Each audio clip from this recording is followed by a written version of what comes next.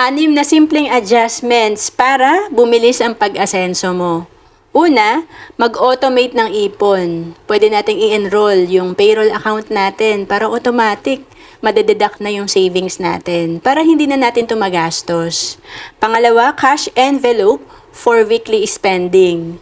Meron tayong mga nakikita na gumagamit ng envelope system.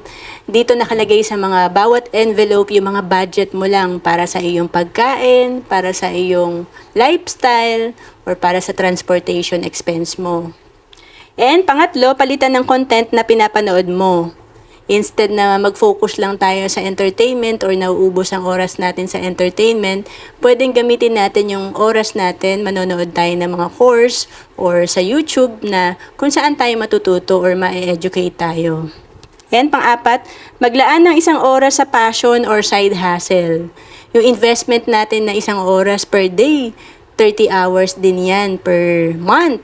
At magiging productive tayo sa ating oras at matututo pa tayo at mag-i-improve pa ang skill natin. And panglima, say no to distractions. Pwedeng yung mga nakaka-distract sa atin ay yung mga tao or apps at yung mga habits natin na masasama. And pang-anim, i-maximize ang free tools. Ito yung gamitin natin ng social media para matuto instead na maubos yung oras natin. Kasi ang mga tools naman, pwede natin gamitin sa masama or sa mabuti.